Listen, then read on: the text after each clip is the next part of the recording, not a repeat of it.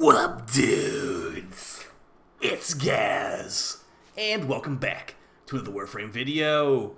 So we got another episode this week in Warframe. We go over the entire weekly reset, and in this episode, we are talking about the last full week until the Mushroom Frame update, Valis Undermined, on October 15th. Additionally, DE did sneak in an announcement for the next Nightwave season starting on the 27th. But yeah, we're going to go over our entire weekly reset right now. If you enjoy these types of videos, make sure to sub to the show to daily Warframe video uploads. We're also live on stream right now with some Omniformal bundle giveaways. And we'll be doing about 2 more of those for the remaining of this stream. So come on, stop by if you're not already. Alright, first weekly reset item at Tesha. We got a shotgun river mod for 75 steel lessons. Keep in mind the new update will have a new Archwing gun and a new rifle. So no new shotguns in the new update, unfortunately. But still, pretty decent weapon to grab. So yeah, as I said earlier, guys, there is a new Nightwave season starting on October 27th. So that's about 3 weeks from today's date. So if you want to get the Nightwave stuff, go ahead and start right now, and you shouldn't have too hard of a time unlocking all the rewards. Additionally, we have that update on the 15th, so I'll have a prep guide how to get fully prepared for the new Mushroom Frame update, probably on Tuesday of this week. That should be like around a week from the update coming out. All right, we go to the Dorma Zone. We got some uses for your Pathos clamps here that are not just Incarnons. Some of the good things to look out for this vendor are Oricon Reactors and Companion Rivet Mods. So we got a Companion Rivet Mod at the vendor over here for 20 Pathos. These only come from Samaris and from this location as far as I remember. So yeah, good stuff there. And beyond that, you got a pistol ribbon, you got an Exos Warframe adapter, and a formal blueprint, some Kuva. So yeah, main thing here, Companion Rivet Mod, go ahead and grab that. You remain quite unpredictable. You might also remember that if you've been paying attention to all the resurgence stuff, we have a new resurgence announcement starting this week as well. But don't worry, no big rush. We currently have a like Nova and Mag resurgence for the next 2 weeks. But they'll make an announcement for the next resurgence this week as well. So yeah, about 2.5 weeks on Mag and Nova sticking around. For your calendar buffs and loot this week we got, keep in mind this is a very easy way to get access to Archon shards. Okay, so our first buff drop here is Emergency Medicine, giving increased restoration of health orbs, Toxic Shot giving built-in gas damage on secondary primaries, and Bottled Lightning giving increased status chance and electricity damage to all weapons. I'd probably stick over Bottled Lightning, but they're not really the best buffs anyway. Afterwards, you got your first loot drop of 200 Phosphor or 2 Arcane Packs. Not too bad, but not too great either. 75 boxes broken, you get a Riven mod or a singular Arcane. Probably go with the Riven mod here. After that, you got 200 Phosphor or 6k Kuva. Not really the best either. Pretty weak looking counter list. Let's see if D can impress us. Here we got a primary Arcane adapter and a Exilus weapon adapter. Again, not the best. And as far as our buffs, we got Redemptive Chance. Killing an enemy has a chance to revive them as a Spectre. 1% per stats proc, last 30 seconds. You can have a massive zombie army with this, but it sounds better than it actually is. A zombie army doesn't really do a whole lot, but it is cool to see for sure. Bad Medicine. Health orbs create a 10-meter explosion on pickup. Damaging enemies gain 50 armor per enemy hit for 30 seconds. Interesting buff. I found it's not really that powerful, though, but it sure is interesting. And Combo Killer. Combo Multiplier increases the chance of enemies being hit by a finisher after a melee hit. 65% chance with a Venka Prime. Very interesting, but not that good either. As far as your last loot drops here, you got Heavy Mags, Bottled Lightning, and Practice Precision, giving you some buffs to your weapons. I'd say you probably go for Heavy Mags or Practice Precision. Actually, they're all pretty good on that tier. And you got a Yellow Shard, Amber Archon Shard, or a 3-day XP booster. And for your last drop here, you got 6k Endo or a Primary Archon Adapter. So not the best calendar loot. A Yellow Shard on the last page after you killed the tank and all this other stuff. So maybe hold off on that one immediately. So yeah, moving on to a spot that usually has better loot than what you just saw right there. The Elite Temple Archimedia. This is able to be ran on a weekly basis for specific special loot drops. And if you've been paying attention, the Arcane that drops from your Arcane Universal Fallout is actually gone up in price a lot because it's going to be really good with Oberon. And it definitely will be in basically everyone's build video because it's already in Pablo's build video as far as I was concerned. Alright, first mission type for this one is Defense. Second mission, Exterminate. And third mission, Legacy Harvest. For your modifiers on these missions, they are as follows. Vamp Rock. Flare creates a field that disrupts player abilities while draining energy to boost Flare's health. Flare will slowly lose health when no players are in range. So basically, have one of your players nearby have their abilities turned off to make Flare not have their health drained. Next, Hostile Regeneration. Enemies slowly regenerate health, and it's alive. When you're underground, tentacles will attack if you stop moving. So don't worry about the tentacles attacking Flare because that's not really that big of a deal because Flare is not damage with those tentacles. So next one here, Exterminate. The mission modifiers as follows: Cache Crash, very annoying modifier. Consequences of opening a supply cache are active at the start of the mission and intensify once it's opened. Failure to do so will double the kill count required for the mission. You do not want to have to kill 450 enemies for this Exterminate, trust me. So if you can, get the cache completed. If not, expect to be going back and forth, killing enemies for a while. Scaldra Speedrun. All enemies are replaced with Scaldra and move much faster. Okay, I was not kidding. Now that they're all replaced with Scaldra have much worse spawns than Tekrot, so you really need to make sure you get the cache. You have to kill 450 Scaldra, and they might be, a lot of them, attenuated Dedisons. So yeah, careful about that one. And the last modifier on this one, Miasmite Mash. Tekrot Miasmites swarm out of the shadows throughout the mission. And for your last mission here, you got Parallel Evolution. As Legasite evolves, other enemies present also gain new abilities. So nearby enemies will gain those abilities of the Legasite. I don't remember seeing that one in the past, but it shouldn't be too bad. Bolster Belligerent. All enemies have Overguard. Oh, that's kind of annoying too with the other one. And Competitive Streak, the most annoying modifier of all. Random negative penalties from Amir and Ali's face-off mode will be active during the mission. So they'll give you troll waypoints. They'll give you no energy orbs allowed, no energy regeneration allowed. Toxin zones, danger zones, like just bad things happen. It's one of the worst modifiers you can get. So be careful on that one for sure. For individual modifiers, Knife Step Syndrome. Careful about this one killing you in the tunnel at the beginning of the mission. Whenever you move, you'll lose health. Jumping will pause the effect. Undersupplied. Max ammo of all weapons reduced by 79%. Hypersensitive. Duration of negative procs is tripled. That's pretty annoying with Miasmite Mash. Expect like 17-second heat procs on you from whenever the Miasmite explodes. And the last one, Constricted. Maximum energy reduced by 75%.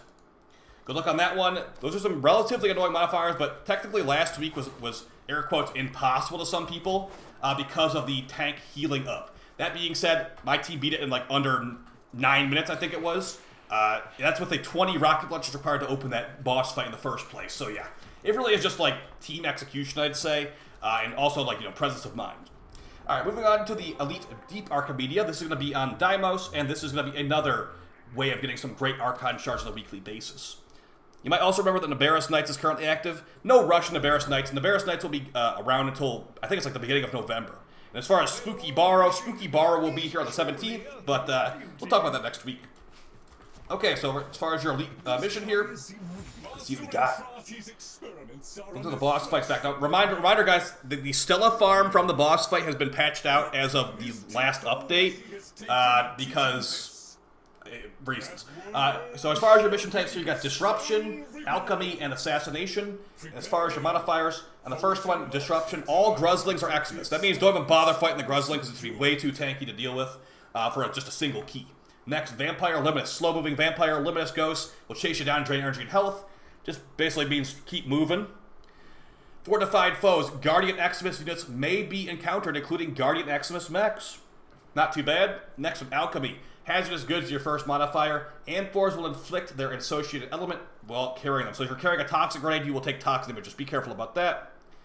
Post-mortal surge. Enemies slain have an explosion of void energy. It's a pretty deadly explosion too, so keep an eye out for that one.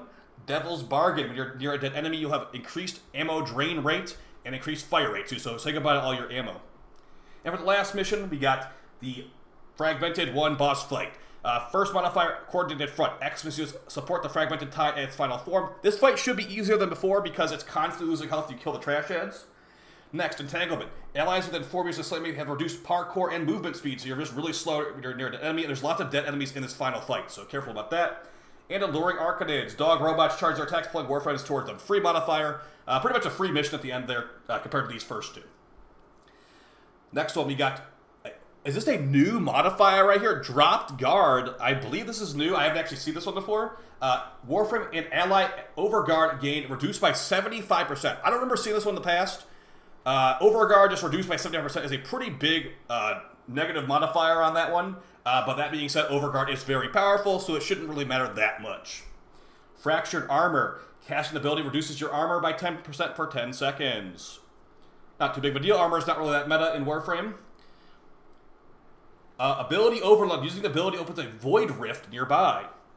And undersupplied. Max ammo of all weapons reduced by 75%. So hopefully you got an exalted weapon with infinite ammo. Yeah, Dropped Guard seems to be a new modifier that's meant there to basically say Dante does not trivialize this as much as he usually does. Just, to be honest, he'll probably trivialize it enough that it doesn't even matter anyway, because even having one overguard still makes you invincible, to be honest. But yeah, pretty nice mission right there. Moving on to Bird 3's guaranteed shard per week. Got an Amber shard at Bird 3 for requiring rank 5. Gives you things like parkour, velocity, and casting speed. Okay, so let's move on to our Archon hunt, Incarnons, and Nightwave. Some things that are definitely very useful on a weekly basis in Warframe. Alright, so first things first, let's take a look at our Archon hunt. As far as the Archon is the Wolf Archon, giving red Archon shards, mission type sabotage, defense, and the final boss showdown. Some of the best shards you can possibly get in Warframe. As far as your circuit, for frames you can get guaranteed, you got Mesa, Chroma, and Atlas. Now, as far as where these frames usually come from, you got Mesa coming from Alad V, you got Chroma coming from a lot of different boss fights, actually, and Atlas coming from the infested Golem on Eris. I'd say that you could either go for Mesa or Chroma here, just because Mesa requires you to have to farm these, like, key things and key fragments to fight the boss, kind of annoying, whereas Chroma, it's like, okay, go fight that boss that drops Sarah, go fight that boss that drops Volt, or actually Volt comes to the dojo, go get that Frost part. That's pretty annoying too, so it's really up to you which one you want to go for. I'd say probably go for Mesa here, just because her helmet is actually pretty decent, and Chroma's helmet is kind of a mess sometimes, so go ahead and grab that if you want to, but don't feel too bad if you just farm Mesa the normal way. As far as your Incarnons this week, we have a relatively tame week, depending on what stuff you already have, but yeah, as far as what we got the Lex Incarnon, the Magistar Incarnon, the Boltor Incarnon, the Bronco Incarnon, and the Ceramic Dagger Incarnon. So as far as what we got here, the Lex Incarnon is one of the best pistols in the game. This thing hits really hard. And as far as what it does, once you get a headshot or two, you'll get a alternate form where you can release a energy wave that deals radius damage and punch through. So basically think of an Archoplasma pistol with a lot more damage. Very high crit as well. If you want a good anti-acolyte pistol, look no further. Very, very good for anti-acolyte. Probably the best choice this week now that the Magistar has been nerfed so hard. But that being said, if you already have some good pistols like the Dual Tox or whatever, this is just basically very good for acolytes and like attenuated, some attenuated enemies. But yeah, the Dual Tox exists. You already have that. That should be here next week. Maybe pass on this one, although I highly recommend it still. Magistar Incarnon. This thing is a hammer that used to be the meta. Now, it's not the meta anymore because these slam attacks got nerfed so hard, but it still can do the things it did before, just requires a lot more work than before. So as far as what this does, after you get a 6x melee combo multiplier, do a heavy attack to go into Incarnon form, you'll get increased initial combo and increased damage.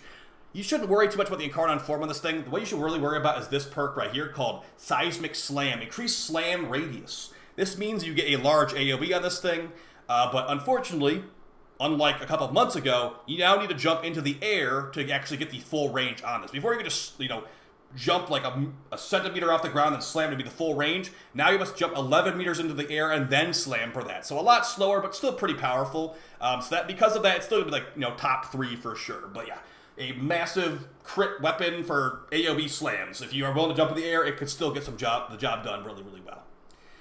Next, the Boltor Incarnon, the full auto nail gun. Once you get some headshots to go to Incarnon form, this full auto nail gun becomes a full auto nail shotgun, I guess I'd call it, with built-in multi-shot. And also, it goes from puncture to slash, which makes it a lot stronger for DOTs. As far as some good perks on this thing, you got Survivor's Edge, giving crit chance and sentence chance. You got not the best perks, to be honest. Increased punch through, increased accuracy. This is not a top tier weapon, but is a top tier weapon for fun. If you like to use bolt guns with like nail guns or whatever to pin enemies to walls, really fun in that regard. It can kill level 10,000 in one shot. I recommend it. It's also the only primary here this week if you need a new primary. So yeah, pretty fun weapon, but just not the top tier of all top tiers. Bronco Incarnon will be the last place this week as far as good tier. Not because it's not good, just because the other ones are better than it, in my opinion. As far as what the Bronco Incarnon does, a shotgun pistol. After you get a headshot or two, you'll go into Incarnon form, increasing your range and ricochet. This basically means that it will hit nearby enemies when you shoot the initial enemy. Really good use of this is the Dizzying Rounds Augment mod, which will make it where it's to be chaining like stuns, basically, because Dizzying Rounds make enemies vulnerable to finishers. So AoE finisher gun in that way. It's also good for damage as well. If you use the Hemorrhage mod to give impact procs to slash procs, this thing has lots of impact on it. So you can get some pretty nasty slash procs with the Bronco Incarnon. You could easily one-shot level 10,000 with the right build. But yeah, it's very, very unwieldy and clunky when you're not, killing one enemy at a time. It's got like a 4-round magazine at base, not the best reload speed, pretty bad recoil, pretty low tier, but still powerful at the end of the day. And the last Incarnon here, the Ceramic Dagger Incarnon. This dagger, after getting a 6x combo multiplier, will go to Incarnon form, which will release spectral daggers on heavy attacks. This used to be really, really, really good for Mesa, but nowadays it's not as good on Mesa because of the way that the gun and blade perk works, where basically if you get a primary weapon kill, you get increased additional combo up to 100 times. It used to work on secondaries too, so you just basically use Mesa's pistols to stack this up, but now you must use a primary on Mesa, which I don't want to do that on Mesa, so it's just still a pretty strong weapon for like heavy attacks and all that, but yeah, its old stat stick stuff is definitely out of here, so because of that, it is lower tier than before. Now, after all that discussion, what's the best ones to grab this week if you have none in first place? I'd say number one would be the Lex Incarnon. Pretty much the best anti-acolyte pistol in the game. One-shot them very easily. Number two would be really up to you. Do you want to grab a primary? You got the Boltor here, but the Boltor is definitely not as good as the Burst-In and the Torrid, et cetera, et cetera. So I'd say number one, Lex. Number two, Boltor. But number three would probably be the Magistar or the Ceramic Dagger, because for me, I don't really use the Magistar anymore, even though I have a God Roll Riven. But yeah, if you are willing to jump 11 meters in the air, it can still do a 30-meter nuke, which is pretty powerful. But yeah, that being said, I don't use it anymore, so maybe go for the Ceramic Dagger if you want to grab a melee instead. That's not as much work required. So yeah, number one, Lex. Number two, Boltor. Let me know how you guys feel about those decisions, or those recommendations in the comments down below. I'd love to see your opinions. Okay, moving on to the Nightwave here. Reminder, this Nightwave is ending on the 27th, so that is 22 days from today. So yeah, that's how it is. Yeah, if you haven't grabbed this stuff, again, you have 3 weeks, so not that bad. You got a Zaku Skin level 30, an Ephemera at level 28, Simular Augment. Is this the one that has the... Yeah, we got the Athidai Augment. This Athidai Augment's pretty strong, so if you like the Athidai at all, recommend grabbing this for sure. But as far as your Nightwave challenges this week, you've got them as follows. Not a warning shot. Kill 100 enemies with headshots. Okay, easy enough. Zeramon Bounty Hunter. Complete 4 different Zeramon bounties. That's pretty annoying. Eidolon Hydralisk Hunter Killer captured Eidolon Hydralisk. That's a 3rd Eidolon on Cetus. Tank. Defeat a Fervon Tank. Now, this is a challenge for the calendar as well, so maybe don't do this one until you do the calendar challenge for that step. And your permanent weeklies, kill 30 Eximus, complete 15 missions, and kill 500 enemies. For your credit offering store, let's see what we got. It looks like we have the Ceramic Dagger and the Ceramic Dagger Incarnon. Pretty good combo this week. If you're ever getting up at the top, anything you want to grab, go ahead and grab it. And for some Aura and Augment mods, we've got Critical Combination of the Catalyst, pretty good necessary mod on that thing. The Holster Amp Augment mod, or Aura mod, pretty good. We've got some other stuff that's not as good. Sentient Barrage for the Batacore. Reminder that the Akia Core Augment is available in Nabarus right now for, I think, 50 mother tokens. You got the Ceramic Dagger Blueprint, the Pangolin Sword Blueprint, the Dark Dagger Blueprint, and some Wolf Beacons as well. As far as Conclave Augment mods, you got Purifying Flames, Shrapnel Rounds, Purging Slash, and Singularity. Alright, that's basically your weekly reset, guys. Not the biggest, most flashy things happening this week in Warframe, but we have a big update on the 15th, which is like 10 days from today, so expect plenty of coverage on that update on my channel, and also tons of prep videos leading up to it. So I'll see you guys in the next one. Appreciate all the support. Make sure you stop by the stream and hang out, maybe enter some giveaways, and I'll see you next time. Peace.